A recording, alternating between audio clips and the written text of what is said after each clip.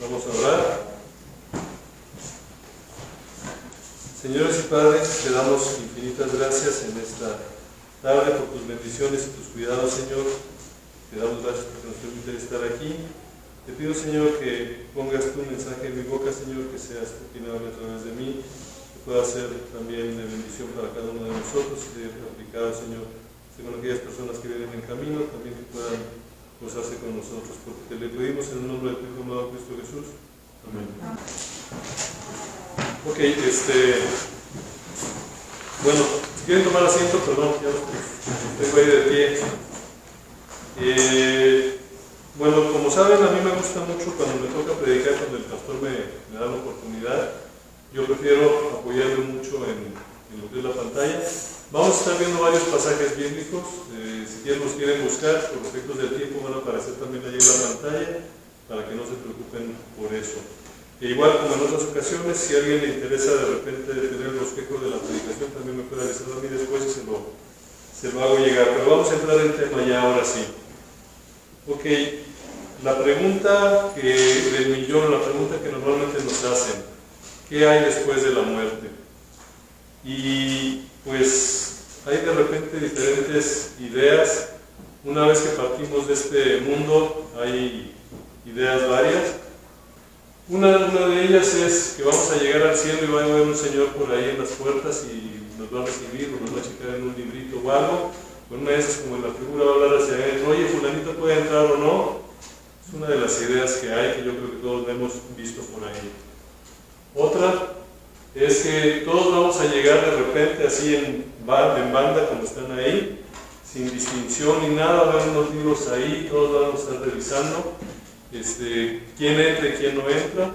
Inclusive en esa imagen, si se fijan, hay unas personas que están brillando un poquito más. Yo asumo que ellos somos los creyentes, que vamos a ir entre toda la bola, entrando al cielo, y ahí nos van a decir, ¿sabes si tú vas para acá, tú vas para allá? Es otra de las ideas que hay.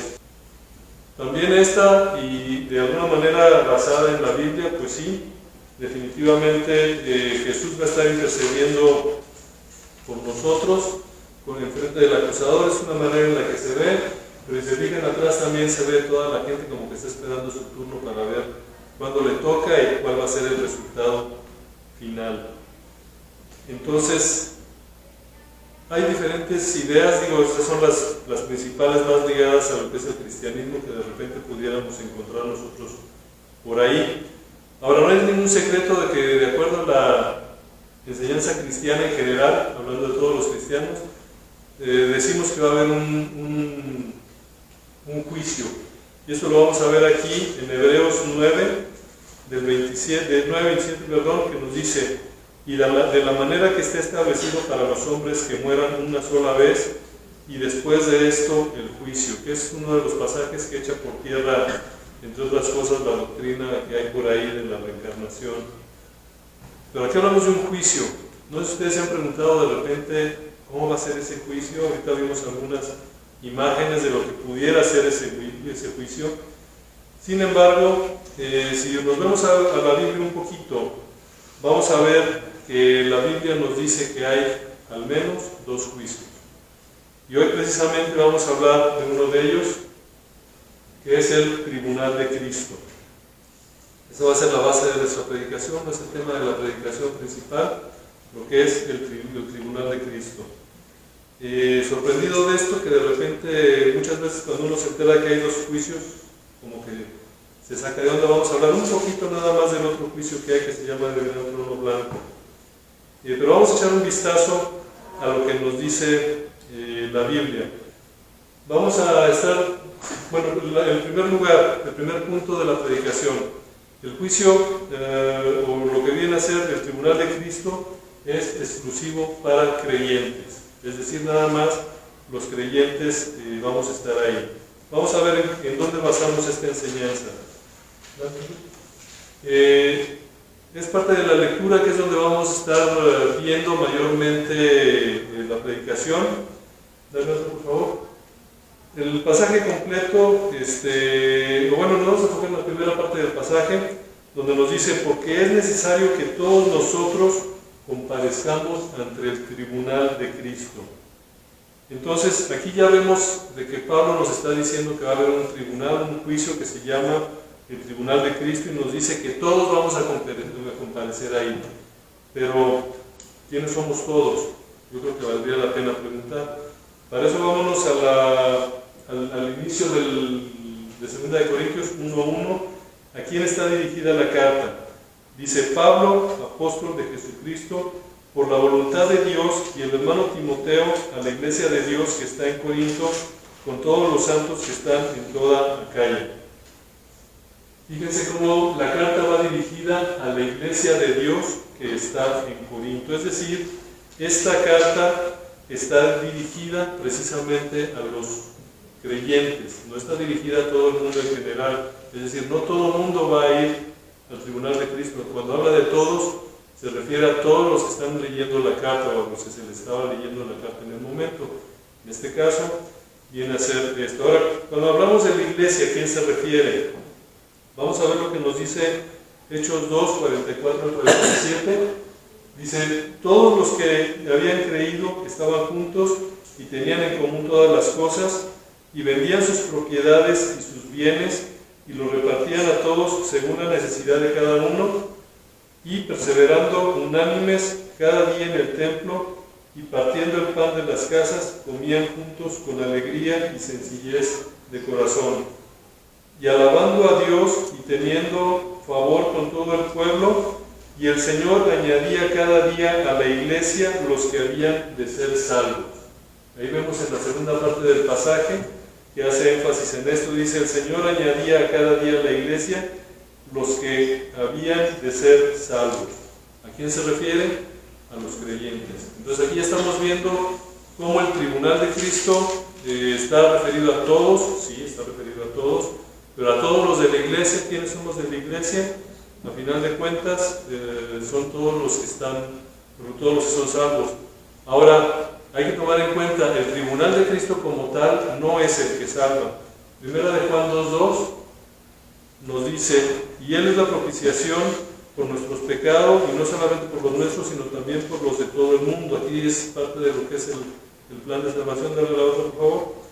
Es nuestra fe en Él, versículo muy conocido, Juan 3:16, porque de tal manera amó Dios al mundo, que ha dado a su Hijo unigénito, para que todo aquel que en Él cree no se pierda, mas tenga vida eterna. Entonces aquí ya estamos viendo cómo está aplicado el plan de salvación a lo que es la gente de la iglesia, que son todos los que vamos a estar presentes en el tribunal de Cristo. La siguiente, por favor.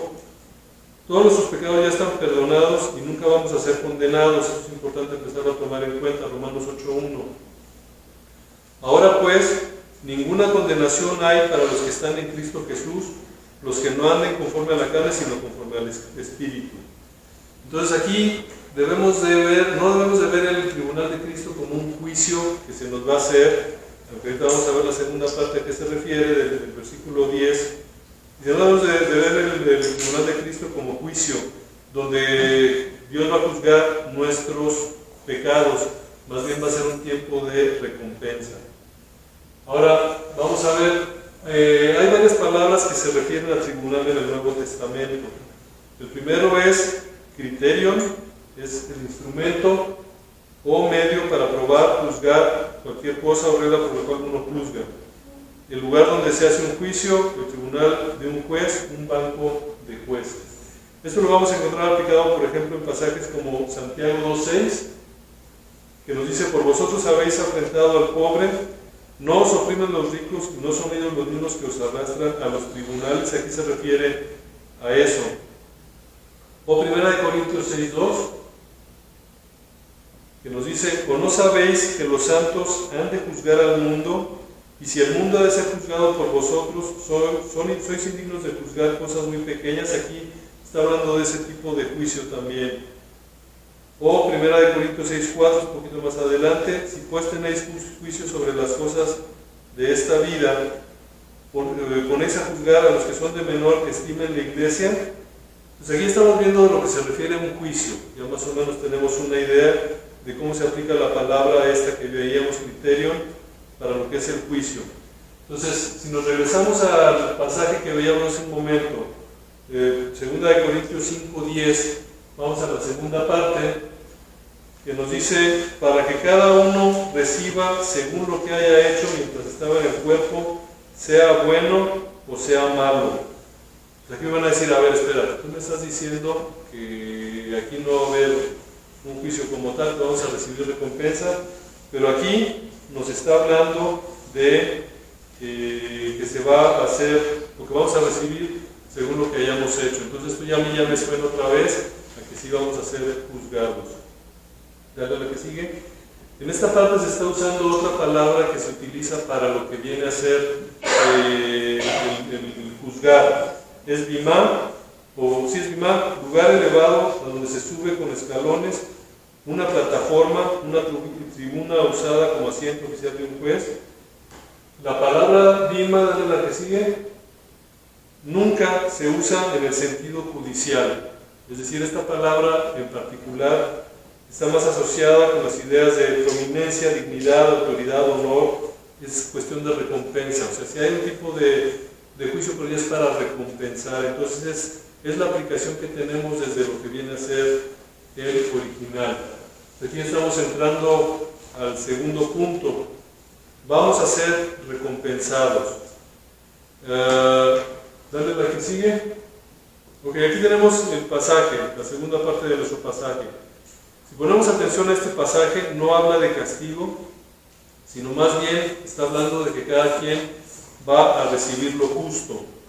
Cuando hablamos de que cada quien va a recibir lo justo, vamos a entrar ahorita en un pasaje que causa cierta polémica en relación con la religión católica, porque es un pasaje que usan mucho ellos para justificar la idea del purgatorio. No dice purgatorio en ningún lado, ahorita lo vamos a ver.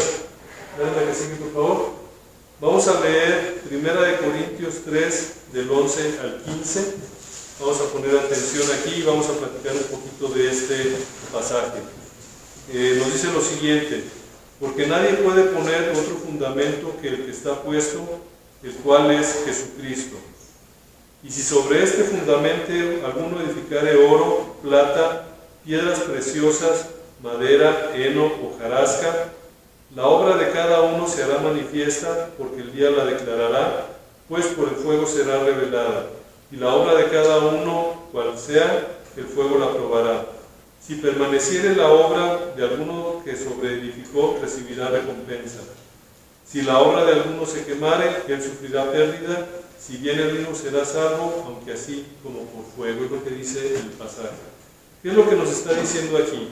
Imaginémonos lo siguiente: imaginémonos que somos salvos y cada obra que nosotros hagamos la vamos a echar en un saco.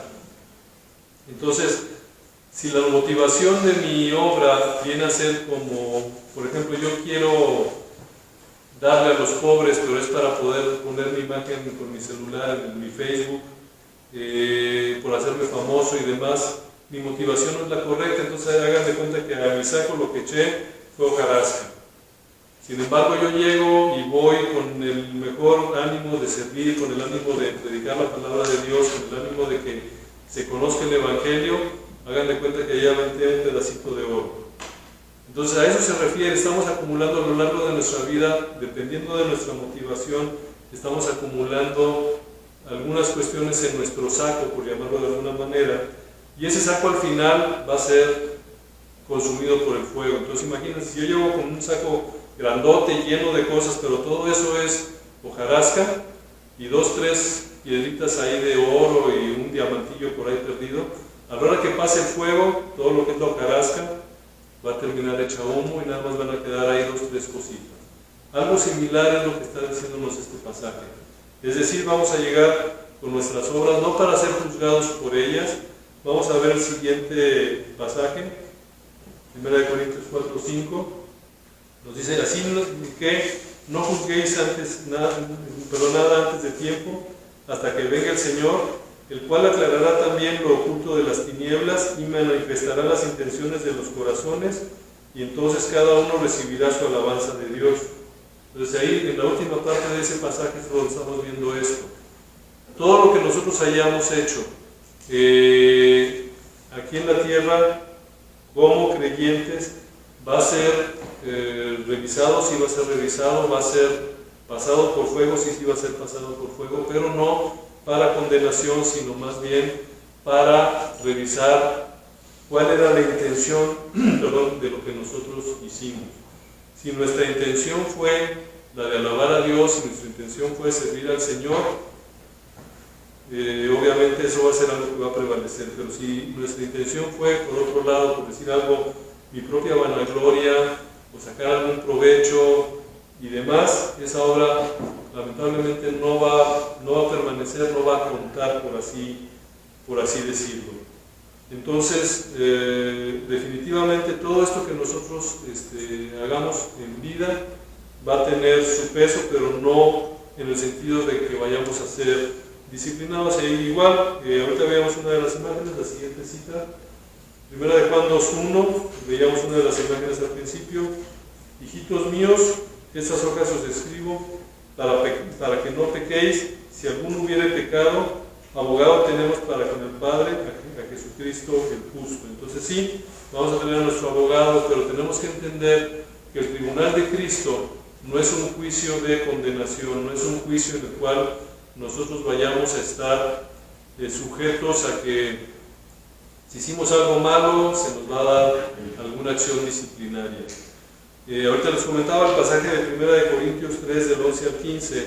La Iglesia Católica es uno de los que considera para justificar la parte del purgatorio, porque ahí habla, si se fijaron, habla de que el fuego lo va a purificar y demás, pero si nos metemos bien en el contexto, no es lo que dice, es más bien lo que platicábamos ahorita, de que todas nuestras obras que hayamos hecho van a ser probadas, pero ya no hay manera de que vayamos a ser nosotros condenados por alguna obra que hicimos. Hicimos obras malas, sí vamos a tener a nuestro abogado ahí, no van a contar, ya no vamos a ser condenados por algún pecado, simplemente sencillamente todos nuestros pecados ya fueron perdonados.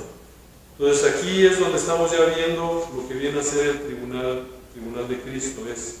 Es un juicio, veíamos que es para todos los creyentes, vamos a estar presentes ante el tribunal de Cristo.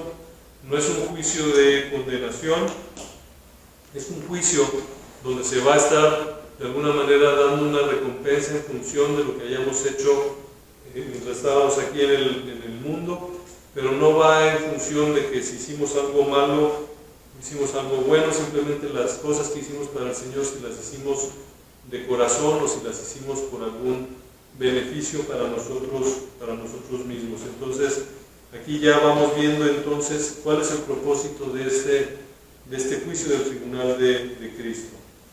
Ahora, ¿qué es lo que va a pasar después? De hecho, estaba platicando el pastor en otras de las predicaciones que nos ha dado. Hace no mucho veíamos unas predicaciones de Apocalipsis y en al menos 2 pasajes de ellos veíamos que va a haber coronas. Entonces vamos a recibir coronas. Entonces, pues suena bien, ¿no? Vamos a estar recibiendo algunas coronas y la Biblia habla al menos de 5 coronas. Vamos a verlas, estas coronas. Vamos a ver la primera, la corona incorruptible. Es la primera que nos menciona la Biblia.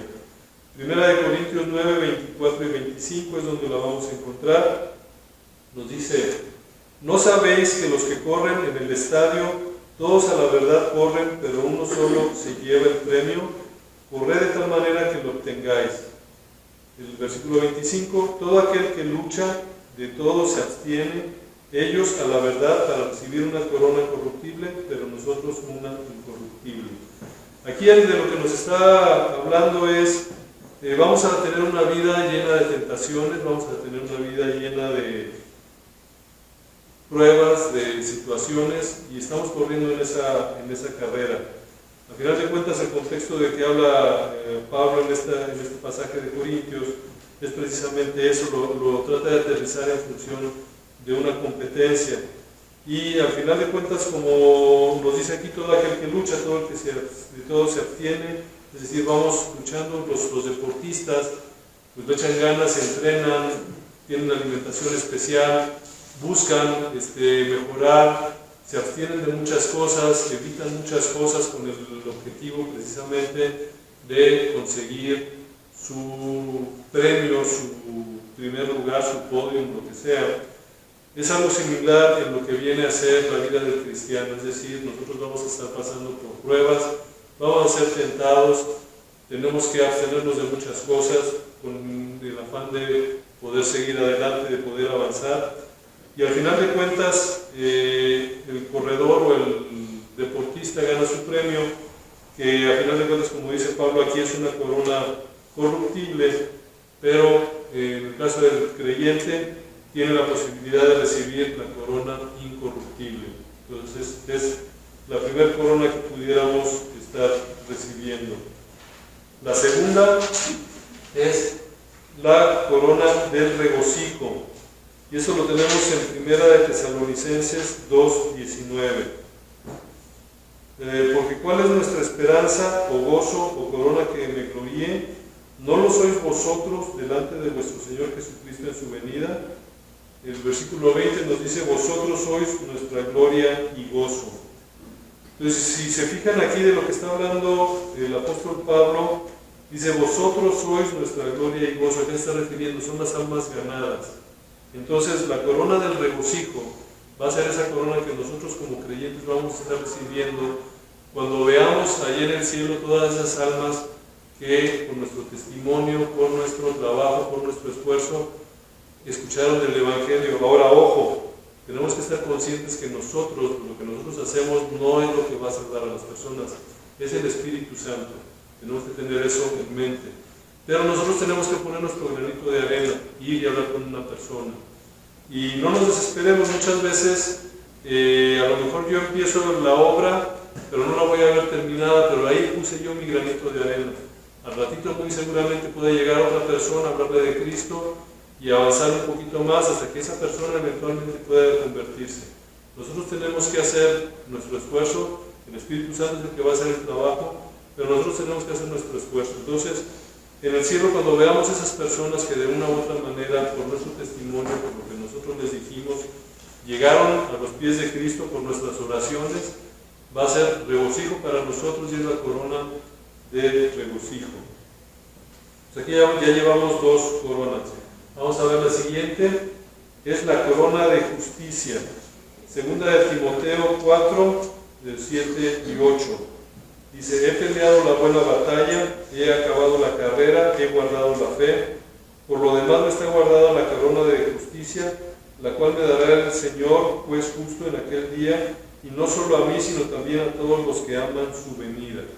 Aquí ya estamos viendo de que esta corona de justicia es aquellos que buscamos o queremos la venida del Señor. ¿Por qué se llama corona de justicia?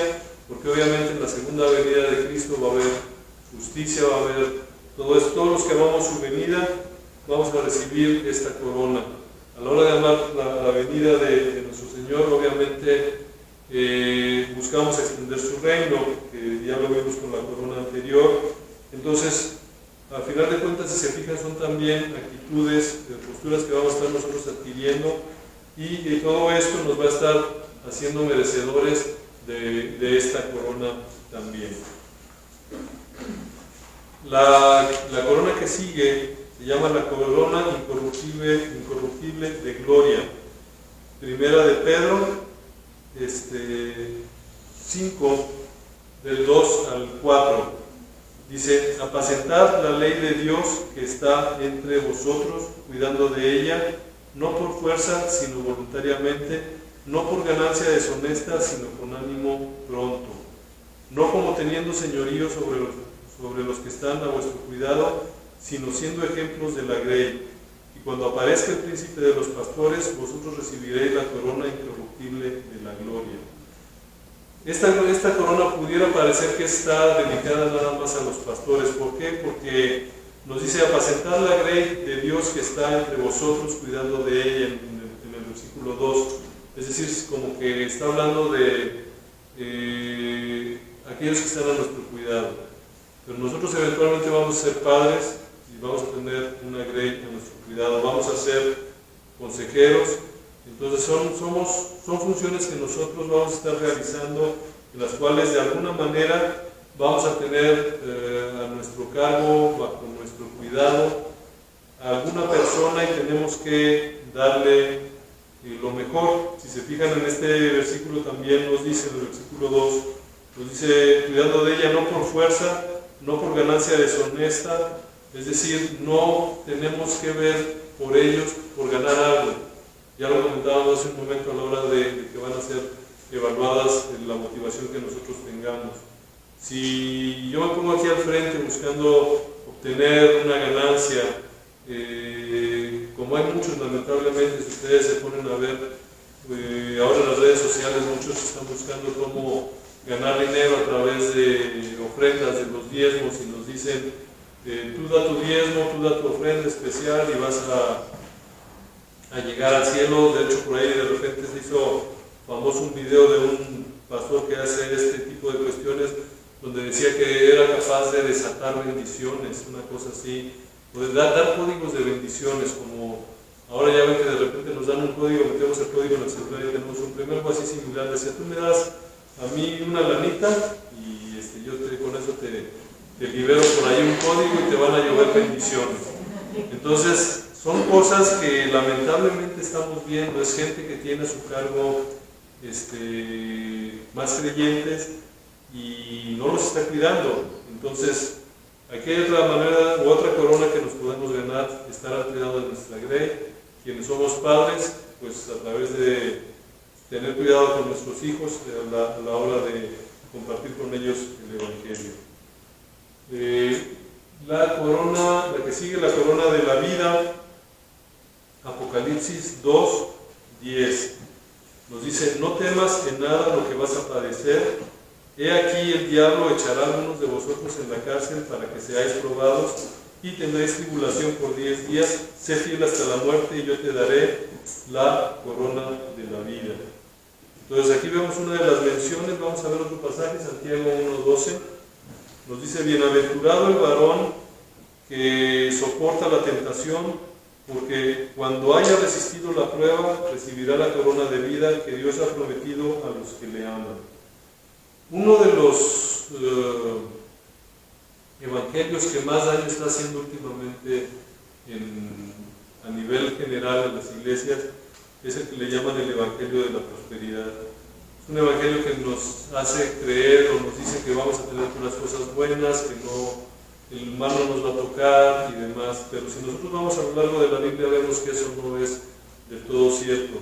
Si bien es cierto que Dios está al cuidado de nosotros, tenemos nosotros que confiar en Él, y va a haber situaciones como la que veíamos ahorita en Apocalipsis, donde a lo mejor va a haber cárcel, va a haber persecución, y más en estos tiempos que ustedes están viendo, si han estado pendientes de las noticias, inclusive en México, en nuestro país, hay un legislador transexual que está buscando meter leyes para que lo que se predique en las iglesias, si va en contra de sus creencias, sea penado de ley.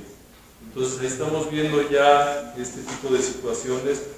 En pocas palabras, el Evangelio no nos garantiza tener una vida tranquila, pasible, en una casa muy grande, con alberca, clima y demás.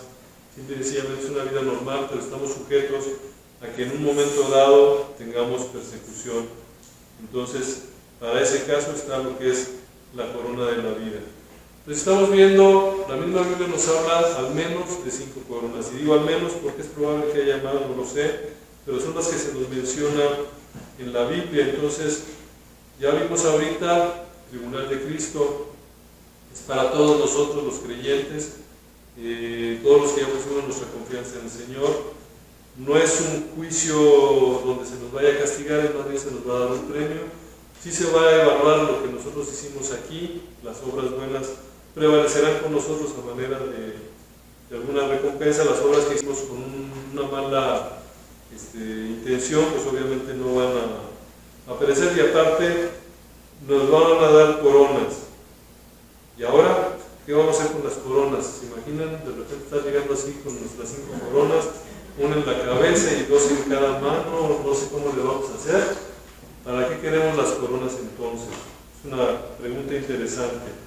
Vamos a ver lo que nos dice Apocalipsis 4, 9 al 11, vamos a verlos pasaje por pasaje. Dice: y siempre que aquellos seres vivientes dan gloria y honra y acción de gracias al que está sentado en el trono, al que vive por los siglos de los siglos, los 24 ancianos se postran delante del que está sentado en el trono y adoran al que vive por los siglos de los siglos y echan sus coronas delante del trono diciendo: Señor, digno eres de recibir la gloria y la honra, el poder, porque tú creaste todas las cosas y por tu voluntad existen y fueron creadas. Al final de cuentas, si nosotros vemos las costumbres antiguas, las costumbres en la antigüedad, era costumbre que nosotros, o que la gente que iba a visitar a un rey, tenía que llevar un presente para ese rey. No podían llegar con las manos vacías. De hecho aquí, por ahí dice también la Biblia que desnudos llegamos y desnudos nos vamos a ir, vamos a llegar con las manos vacías. Entonces aquí ya el mismo Señor está proveyendo de esos recursos, los cuales, como ven en la imagen aquí, dice sus coronas, echa sus coronas delante del trono. Es decir, esas coronas que vamos a recibir no son ni siquiera para nuestro beneficio personal, sino eventualmente las vamos a poner nuevamente a los pies de Cristo. Entonces, ya estuvimos viendo que tenemos el tribunal de Cristo, es el juicio que se va a estar dando a los creyentes, juicio Bimá, como vimos, no es un juicio de condenación, es un juicio a través del cual nos van a estar dando recompensas en función de la motivación que hayan tenido nuestros hechos. Vamos a recibir algunas coronas, no es garantía que vayamos a recibir las 5, pero si nos esforzamos en la vida cristiana y demás, podemos tener algunas por ahí. Estamos viendo también que eso que vamos a recibir no es ni siquiera para nosotros, para poderlas ir presumiendo ahí con los vecinos ni demás, para ponerlos a los pies de nuestro Señor, para no llegar con las manos vacías a la hora que estemos con Él. Ahora volvamos un poquito a la Biblia. Juan 3:18. Ahorita ya hablábamos de los creyentes, hablamos de los cristianos, hablamos del tribunal de Cristo.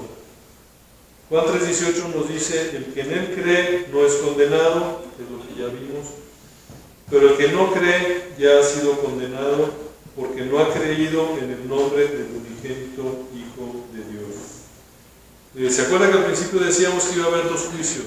Platicamos ya ahorita del tribunal de Cristo, que es el primer juicio. El segundo juicio, hay otro juicio que es para los no creyentes. Ellos van a tener otro juicio, y este juicio se llama el juicio del gran trono blanco. Lo vamos a tocar muy por encimita, no nos vamos a meter, no lo vamos a comentar, pero ese juicio, a diferencia del tribunal de Cristo, sí es de condenación. Vamos a ver Apocalipsis 20, del 11 al 15. Nos dice: y vi un gran trono blanco y al que estaba sentado en él, de delante del cual huyeron la tierra y el cielo, y ningún lugar se encontró para ellos. Y vi a los muertos, grandes y pequeños, de pie ante Dios, y los libros fueron abiertos, y otro libro fue abierto, el cual es el libro de la vida, y fueron juzgados los muertos por las cosas que estaban escritas en los libros según sus obras. Y el mar entregó los muertos que había en él, y la muerte y el Hades entregaron a los muertos que había en ellos, y fueron juzgados cada uno según sus obras. Y la muerte y el Hades fueron lanzados al lago de fuego, esa es la muerte segunda. Y el que no se halló inscrito en el libro de la vida fue lanzado al lago de fuego. Como les digo, no vamos a entrar en detalles. Bueno, nada más aquí, versículo 12, que nos dice que van a ser juzgados los muertos por las cosas que estaban escritas en los libros según sus obras, y el versículo 13 nos repite lo mismo: cada uno de ellos va a ser juzgado según sus obras. Ahí sí es otro tipo de juicio, es un juicio ya de condenación, y termina diciendo el versículo 15: el que no se halló inscrito en el libro de la vida fue lanzado al lago de fuego. Pues aquí ya vimos lo que es el tribunal de Cristo. vimos cómo el tribunal de Cristo es para nosotros los creyentes, vimos que va dirigido para todos los creyentes, que vimos a quiénes somos los creyentes. Entonces, tenemos que tener esto en mente. Ahora, cronológicamente hablando, es un decir también, el juicio del gran trono blanco va a ser posterior al tribunal de Cristo. Entonces, tenemos que ver también, tener cuidado con nuestro testimonio y poder nosotros hablar a otros de Cristo para que podamos tener más personas con la convicción de ser salvos, para que podamos o puedan ellos acompañarnos en lo que es el tribunal de Cristo. La invitación aquí es, pues ya vimos que hay otro juicio que no va a ser muy agradable para los no creyentes. Entonces compartamos el Evangelio, compartamos nuestra palabra con los demás. Pues muchísimas gracias, eso sería todo. Les agradezco bastante su atención. Gracias.